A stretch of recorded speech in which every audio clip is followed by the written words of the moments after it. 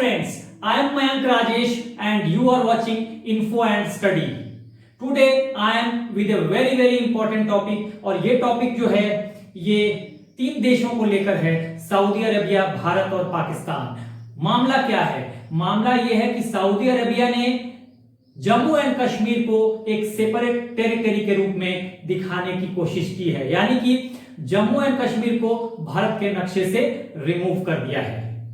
Even Jammu and Kashmir का जो part Pakistan claim करता है, लाइक पाकिस्तान जिसे आजाद कश्मीर कहता है, गिलगिट और बल्तिस्तान का जो क्षेत्र है जिसे पाकिस्तान क्लेम करता है, तो उसे भी उसने पाकिस्तान के नक्शे से रिमूव कर दिया है। ठीक है, तो ये बड़ी बात हो गई है कि उसने पूरे जम्मू कश्मीर को ही एक सेपरेट टेरिटरी के रूप में दिखाने की कोशिश की है। क्या मामला है, ऐसा क्यों हुआ? Let's see what the whole matter is. समझते हैं इसे। देखिए ऐसा है कि G20 सबमिट होने वाली है। वेन्यू क्या है? सऊदी अरबिया, रियाद में होने वाली है। ठीक है, यानी प्रेसिडेंसी G20 की इस बार किसके पास है? सऊदी अरबिया के पास है। ठीक है ना, प्रेसिडेंसी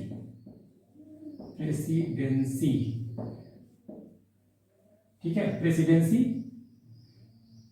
G20 की जो है वो सऊदी अरबिया के पास है। ठीक है, अब इसी को लेकर सऊदी अरबिया ने एक बैंक नोट इशू किया है। ठीक है, आपको पता होगा कि सऊदी अरबिया की जो करेंसी होती है उसे रियाल कहते हैं। वहां जो नोट होता है, बैंक नोट, उसे रियाल कहा जाता है, और जो क्वाइन होता है, क्योंकि रियाल को डिवाइड कर देते हैं तो उसे हलाला कहा जाता है। ठीक है, क्वाइन हलाला होता है। तो इसने क्या किया है, एक 20 रियाल के डिनोमिनेशन का नोट इशू किया है, 20 रियाल। ठीक है, यहां पे क्या है कि एक तरफ इस नोट पे तो किंग सलमान है, प्रिंस सलमान कह लीजिए, किंग सलमान कह लीजिए, और यहां पे G20 लिखा हुआ है फ्रंट पे। लेकिन जो बैक साइड है, उस बैक साइड में एक वर्ल्ड का मैप है जिसपे जो भी कंट्री G20 के मेंबर हैं उनको डार्क कलर से प्रेजेंट किया गया है, दिखाया गया है। ठीक है, उसमें उसने क्या किया है, जम्मू एंड कश्मीर को भारत के नक्शे से गायब कर दिया है। जैसे कि ये बिल्कुल एग्जैक्ट तो मैप नहीं बनेगा। ठीक है, ये अगर ये पूरा जम्मू एंड कश्मीर का जो पार्ट है इसको इसने हटा दिया है। ठीक है ना, वो अभी हम मैप में देखेंगे। ठीक है, ये पूरा जम्मू एंड कश्मीर का जो पार्ट है इसे गायब कर दिया है। तो इसे लेकर टेंशन माउंट हो रहा है इंडिया और सऊदी अरबिया के बीच, क्योंकि इंडिया के रिलेशन बहुत अच्छे चल रहे थे अब तक। कारण क्या है इसके बारे में कुछ नहीं कहा जा सकता, वो तो अभी जब सऊदी अरबिया इस पर रिप्लाई देगा अपना, तब कुछ बात बनेगी। अब देखिए, ये जो होल मैटर है इसे हम समझने की कोशिश करते हैं। पहले आप उस नोट को देखिए, वहां पे समझिए, और फिर हम मैप के थ्रू उसको समझने की कोशिश करेंगे। ठीक है, तो उसके बाद आपको क्लैरिटी हो जाएगी। देखिए, ये वो रियाल है जिसकी मैं बात कर रहा था। ये एक बैंक नोट है वहाँ का, और इसका फ्रंट साइड ये दिखाई दे रहा है जिस पर किंग सलमान है एक तरफ, और बीच में यहाँ पर लिखा हुआ है G20। तो ये फ्रंट साइड है उसका। और अगर हम बैक साइड पे जाते हैं तो ये पूरा वर्ल्ड का एक मैप दिखाई दे रहा है आपको। और वर्ल्ड के मैप में देखिए, ये जो डार्क पार्ट, सारे डार्क पार्ट जो भी हैं, मैंने रेड से इसे दिखाया है, वो जो हैं वो G20 के मेंबर्स हैं। देखिए, इस मैप में इंडिया यहाँ पर है, और जो जम्मू एंड कश्मीर का पार्ट है, देखिए यहाँ पे होना चाहिए डार्क, लेकिन उसे हटा दिया गया है, उसे रिमूव कर दिया गया है। और यही जो रिमूवल है, यही डिस्प्यूट का कारण है। अगर हम पाकिस्तान की बात करें तो ये पूरा एक एक्सक्लूसिवली पाकिस्तान का मैप है, और इसमें देखिए 6 नंबर जो है ये है आपको आज़ाद कश्मीर जिसे पाकिस्तान कहता है, और ऊपर 7 नंबर जो है वो गिलगिट बल्तिस्तान का एरिया है। इन दोनों को पाक ऑक्युपाइड कश्मीर कहा जाता है। तो ये दोनों भी जो हैं वो सऊदी अरबिया ने इनको पाकिस्तान के नक्शे से बाहर रखा है। और देखिए ये है हमारा अपना इंडिया का मैप, जिसमें साथ में ग्रीन कलर में पाकिस्तान भी लगा हुआ है। इसमें ऊपर जो पार्ट है वो northern most part Jammu and Kashmir का, देखिए ये लद्दाख वहाँ दिखाई दे रहा है, ब्लू कलर से इंडिकेट किया जा रहा है, ब्लू कलर के लाइन से, और फिर नीचे ये ब्लैक कलर से जम्मू एंड कश्मीर को इंडिकेट किया गया है। और ये पूरा जो पार्ट है देखिए ये जो है इसी को बाहर रखा है सऊदी अरबिया ने। तो ये डिस्प्यूट वाली बात है। और आपको तो निश्चित तौर पर पता होगा कि ये लद्दाख और जम्मू कश्मीर का जो पार्ट है, पहले पूरा ये जम्मू कश्मीर का ही पार्ट था, लेकिन 370 के एब्रोगेशन के बाद 2 यूनियन टेरिटरी में बांट दिया गया। एक यूनियन टेरिटरी लद्दाख हो गया और दूसरा हो गया जम्मू एंड कश्मीर। तो आपने उस नोट को देखा, उसके फ्रंट और बैक को देखा, और मैप के थ्रू आपने समझा होगा कि मैटर क्या है। मेरे ख्याल से पूरी की पूरी क्लैरिटी होगी। अब सरप्राइजिंग इसमें यह है कि ऐसा क्यों हो गया, क्योंकि देखिए जहां तक भारत का सवाल है, 2019 अक्टूबर 2019 में हमारे जो प्रधानमंत्री हैं नरेंद्र मोदी जी, वो सऊदी अरबिया गए, रियाद गए थे वो, और वहां पे एक स्ट्रेटेजिक पार्टनरशिप काउंसिल एग्रीमेंट भी साइन हुआ था उनके साथ। ठीक है, रिलेशन बहुत एक्सपोनेंशियली ग्रो कर रहे हैं, अब तक तो कर रहे थे, पता नहीं क्या हुआ, क्या बात है, अब वो तो रिप्लाई देगा सऊदी अरबिया। लेकिन रिलेशन बहुत अच्छे चल रहे थे, एक तरफ भारत से, दूसरी तरफ पाकिस्तान से रिलेशन डिटोरिएट कर रहे हैं सऊदी अरबिया के।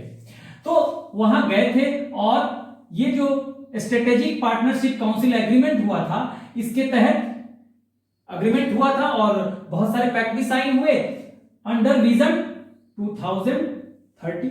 ये 2030 का जो विजन है ये बनाया है सऊदी अरबिया ने। ठीक है, तो रिलेशन तो अच्छे चल रहे थे, तो इसलिए सरप्राइजिंग है भारत ने अपनी जो असहमति है इस पे जताई है, नाराजगी भी व्यक्त की है, और उसने एम्बेसी को भी तलब किया है कि क्या बात है, क्यों ऐसा हुआ, और रियाद से भी कांटेक्ट करने की कोशिश की, अभी तक रिप्लाई नहीं आया है। देखते हैं क्या रिप्लाई आता है। ठीक है, जहां तक पाकिस्तान की बात है, देखिए पाकिस्तान का रिलेशन तो सऊदी अरबिया से अच्छा नहीं चल रहा था, ये क्लियर दिखाई दे रहा है, क्योंकि टर्की और पाकिस्तान